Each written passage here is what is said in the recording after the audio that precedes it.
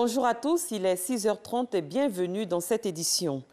Les structures bancaires de plus en plus intéressées par le marché financier ivoirien, la Banque régionale des marchés BRM a lancé ses activités à Abidjan ce vendredi en présence du Premier ministre Amadou Gon Coulibaly. Cette banque spécialisée dans l'intermédiation financière veut contribuer au dynamisme économique de la Côte d'Ivoire selon ses responsables. Et pour information, le marché financier avait déjà mobilisé 8 836 milliards de francs CFA au 31 octobre 2017. Francis Boifou.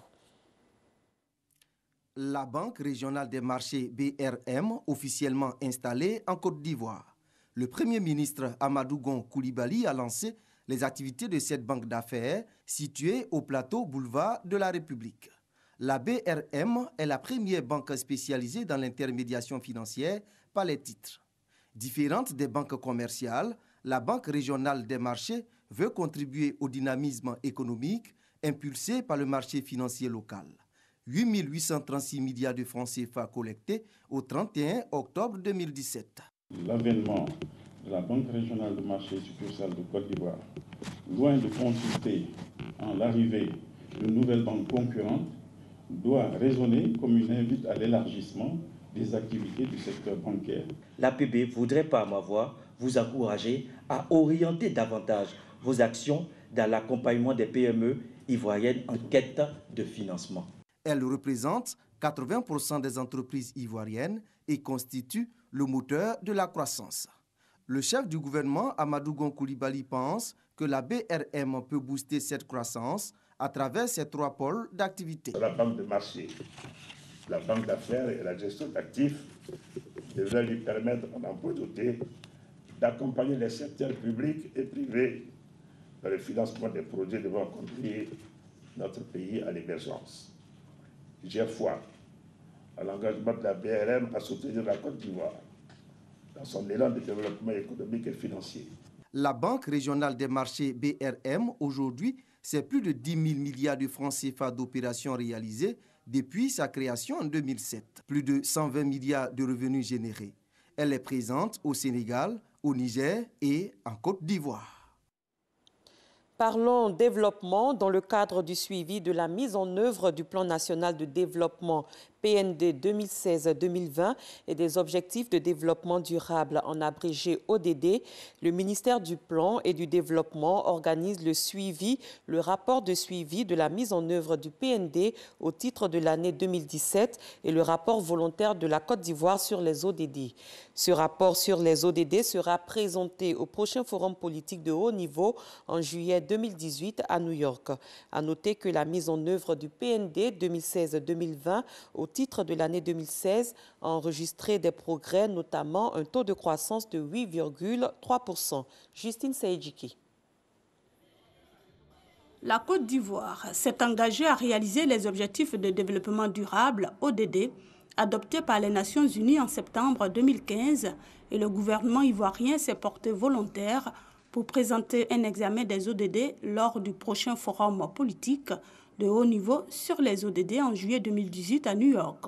Par ailleurs, la Côte d'Ivoire est tenue d'élaborer chaque année un rapport de suivi de la mise en œuvre du Plan national de développement PND qui prend en compte les ODD. Le suivi et l'évaluation des politiques offre au pouvoir public, aux acteurs du développement et à la société civile de meilleurs outils pour tirer des leçons des expériences, pour améliorer l'efficacité des interventions publiques, pour mieux affecter les ressources et pour rendre compte aux parties prenantes des progrès réalisés. En collaboration avec le ministère du Plan et du Développement, nous avons esquissé les axes d'alignement du PND avec les ODD. Il nous reste une étape cruciale qui est celle de la priorisation des cibles des ODD pour la Côte d'Ivoire au regard de nos réalités spécifiques. Le premier rapport 2016 de mise en œuvre du PND 2016-2020 révèle entre autres qu'avec un niveau d'investissement en 2016 de 4 453,8 milliards de francs CFA contre une prévision initiale de 4 247,6 milliards de francs CFA soit un taux de réalisation de 104%. Un taux de croissance de 8,3% a été réalisé avec une projection moyenne de 8,1% entre 2017 et 2020. Direction la commune de Dembokro où se trouve un village appelé Bakalikro, officiellement Feteassou. On peut l'étendre à partir du pont ferroviaire après 4 km, mais uniquement à pied, à moto ou en bicyclette. Pour y aller en voiture, il faut parcourir 40 km après un long détour. Cette réalité est devenue harassante pour les habitants de Bakalikro et tous ceux qui veulent s'y rendre, difficile même. Aujourd'hui, tous rêvent d'un pont qui leur faciliterait la vie, vu les nombreuses potentialités et atouts qui font la particularité de ce village, tout près de Dembokro, mais qui paraît très lointain. Eugène Atoubi. Le train qui traverse le pont ferroviaire sur le fleuve Nzi, un spectacle que tous les habitants de Dembokro connaissent bien. Mais pour tous ces hommes, femmes et enfants, à moto, à pied ou en bicyclette, c'est une véritable épreuve. Toujours le cœur serré et inquiet à chaque enjambement du Nzi via le pont ferroviaire. C'est le cas de cet homme qui se rend à Bakalikro, village situé à 4 km de Dembokro. Pour prendre un véhicule et aller à Feteassou, il faut parcourir 30 km. Alors que nous sommes à 4 km de deux villages. La RAN a fait un pont sur le Nzi et ce petit pont que vous voyez là, c'est sur ça que tout le monde se sert dessus. Si ce n'est pas par pirogue, il n'y a pas d'autre passage. Et la pirogue, elle est dangereuse parce que souvent les gens tombent dans l'eau. Nous nous donnons rendez-vous au village. Bakalikro, officiellement appelé Feteassou, c'est le premier village que l'on trouve à la sortie du pont ferroviaire sur le Nzi. À ses alentours et au-delà, de nombreux villages de Dembokro et du département de Mbato, comme Tiemelekro, Serebissou, Adibrobo ou Telebo.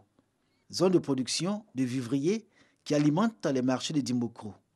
Mais pour se rendre dans ces localités, à bord d'un véhicule, il faut faire le grand tour. Notre souhait est que le pont du Nzi, qu'on ait un pont de véhicules. Même aujourd'hui, si on a un cas d'urgence, on prend la personne dans Mac, traverser le pont et prendre un taxi pour aller à l'hôpital. Parce que faire le détour, c'est trop. Et c'est le raccourci. Pour rallier Bakalikro, l'itinéraire est le suivant. De Dembokro, il faut aller jusqu'à Sungassou, après 20 km de bitume agonisant, puis emprunter la route menant à Tiemelekro que traversent les rails. Enfin, s'engouffrer dans la forêt classée de Sanvan jusqu'au village de Saliakro. Et là, surprise. Nous nous retrouvons à la sortie du pont ferroviaire comme si nous avions tourné en rond. Conséquence, quand nous entrons dans Bakalikro après 30 km de route, notre hôte nous y attendait depuis plus d'une heure. Je vous souhaite les bienvenus et vous avez fait près d'une heure de temps pour arriver ici. Prions Dieu qu'on ait un pont dans l'avenir pour pouvoir faire le raccourci. Bakalikro, un village de moins de 500 âmes comme on en trouve rarement aujourd'hui. L'endroit séduit et plaît pour qui le découvre. Si on avait déjà un pont qui coupe le Nzi et le village où se trouve la ferme, c'était plus important. Juste un pont, c'est ce que nous avons besoin. Nous avons des produits, nous avons de très grandes superficies, nous produisons, mais nous avons des difficultés pour évacuer nos produits. Et vraiment, c'est difficile pour nous. Bakalikro dans la commune de Dembokro pleure de savoir qu'il est si proche de la ville, mais loin et long à atteindre quand on veut s'y rendre en voiture. La faute au fleuve Nzi maugrait encore les populations de ce village qui, depuis belle lurette, ont choisi, par souci d'économie, d'emprunter le pont de fer au détriment de la pirogue dont ils gardent encore de bien mauvais et tristes souvenirs. Dans le domaine de l'environnement, le ministère de la Salubrité, de l'Environnement et du Développement durable a procédé à l'installation des comités de développement durable des ministères. Ces comités auront pour mission de sensibiliser, informer, éduquer et former la population en vue de constituer une masse critique d'acteurs appliquant les éco-gestes, notamment ceux liés à la réduction du gaspillage de l'eau et de l'électricité. C'est dans cette optique que des comités sont installés afin de permettre à l'État de donner l'exemple. Selon le ministre Anne-Désirée Ouloto, le développement durable n'est pas un retour en arrière, mais un progrès pour l'humanité. La ville de Pyeongchang a abrité ce vendredi en Corée du Sud l'ouverture des Jeux olympiques d'hiver 2017. Comme un symbole, ces Jeux ont permis un rapprochement entre les deux Corées. Les Jeux olympiques d'hiver 2018 ont officiellement débuté ce vendredi en Corée du Sud avec un échange de politesse entre la sœur du dirigeant nord-coréen Kim Jong-un et le président sud-coréen. C'est au début de la cérémonie d'ouverture de ces Jeux que Kim Jong-un, premier membre de la dynastie régnant en Corée du Nord, a foulé le sol de la Corée du Sud depuis la fin de la guerre de Corée en 1953. Autre symbole fort, le passage en commun des sportifs des deux pays, vêtus de blanc et dont les tenues indiquaient seulement le mot « Corée » dans le dos. Les Jeux olympiques 2018 qui s'étaleront jusqu'au 25 février sont déjà témoins d'un spectaculaire rapprochement entre les deux Corées, ennemis historiques depuis 1953. Pour rappel, plus de 2900 athlètes représentant 92 États vont se disputer les 102 titres décernés dans 7 sports et 15 disciplines. Premier grand rendez-vous de sport de l'année 2018 avant la Coupe du monde de football en Russie. C'était un commentaire d'Abou Sanogo. Nous restons à l'étranger avec la fin ce vendredi de la 3e semaine du procès de Khalifa Sall à Dakar. La défense du maire de la capitale sénégalaise a demandé l'audition de 20 témoins. Les premiers ont été entendus hier. Khalifa Sall est soupçonné notamment de détournement de deniers publics. Il risque une peine de 10 ans de prison s'il est reconnu coupable. En Afrique du Sud, les négociations continuent pour préparer le départ du président Jacob Zuma.